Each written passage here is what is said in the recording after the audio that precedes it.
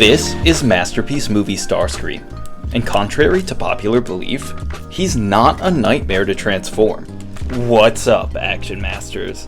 I'm the Configurator, and while I'll still be regularly pumping out my usual off-the-wall Transformers reviews, today I'm trying out something a little bit different, as I want to show you exactly how I've begun to transform my figures to save the most amount of time and paint damage.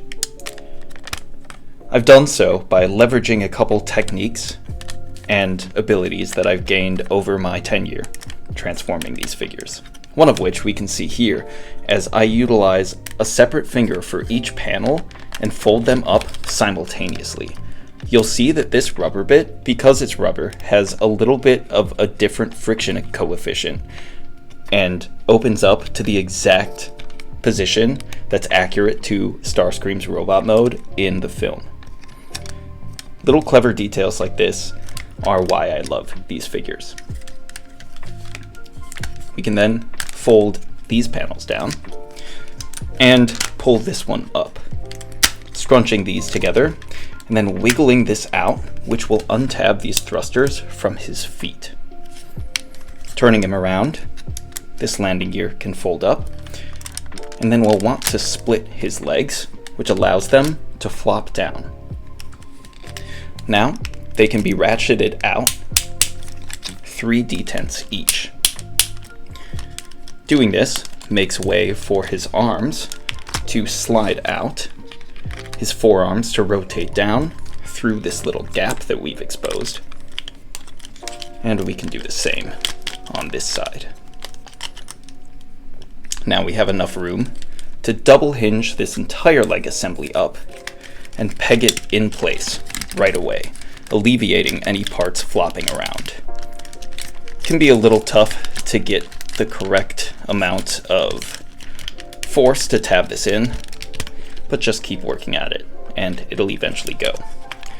Then this crotch flap can fold down and this entire canopy will start to fold around, which will also start pushing on these thrusters, and we can help it through by pulling on this entire back panel. Then the entire back of the jet will accordion up and fold up into place over this landing gear. We can work on his back right away by folding this down, folding the thrusters into place, and positioning each of these flaps. Now we're left with this, and only his arms flopping around, as opposed to the whole mess that you've seen in the thumbnail. This positioning allows us to get access to his hands directly, and we no longer have to save this step for last or penultimate, as I find hands to be one of the most annoyingly consistent parts of a transformation. So just unfurling all of that is easy to get out of the way now. Similarly, we can fully transform his legs. And here's a bit of automorph, as while we pull the foot down, the heels will fold into place and then provide leverage to untab this series of hinges. We can tab it back in, swivel the calf around, and the leg is complete. As I was pulling this out, I was making sure to keep pressure on this spring-loaded piece so as not to damage any more than has already been done the paint here. That's a tough spot to avoid any paint chipping. After the legs have been finished, we can then open his canopy, push the head out, and fold it up. And then these panels will fold around, and these tabs will fold over them. We can squeeze the wing down, which will start to rotate this whole hinge assembly. And then we can tab the sides of his body into those that we just revealed. Doing the same here. Now we have these secured. making sure the head is still folded up. We can collapse the canopy in these series of covers. And then let's work on the back for a second. So these wings will double hinge up.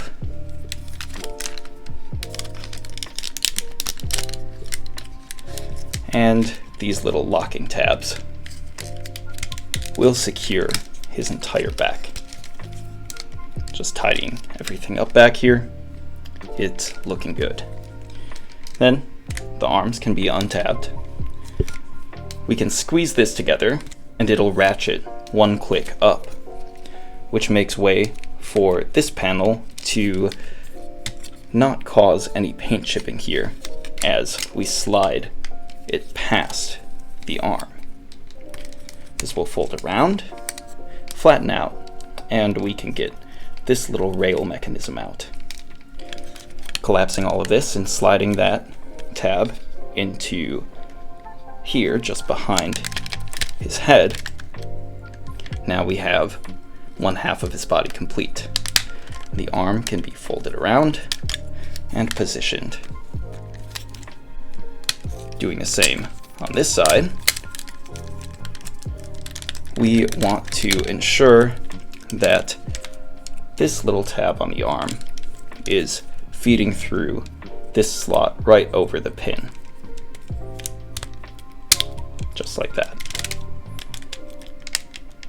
And there we have Starscream in his robot mode.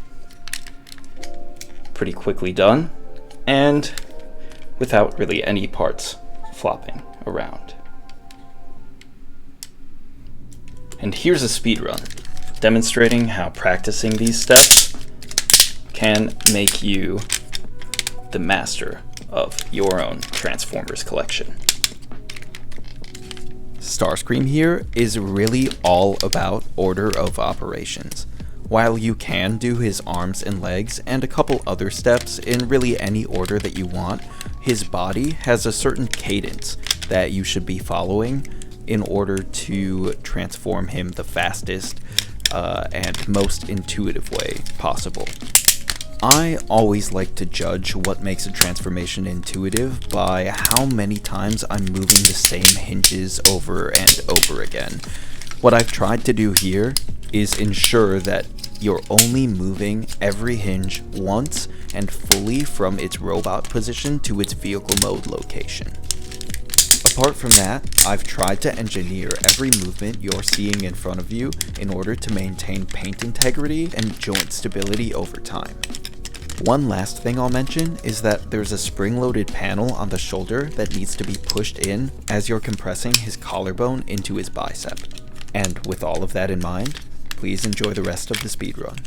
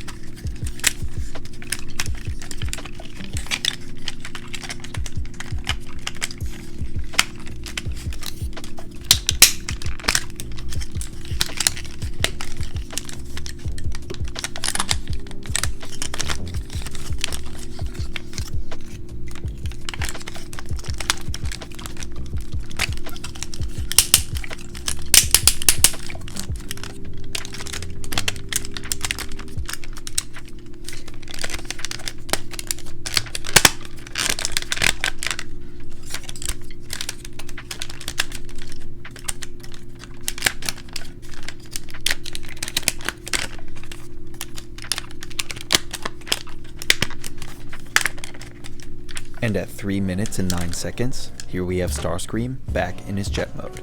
Maybe together we can break the 3-minute barrier. Good luck, Action Masters.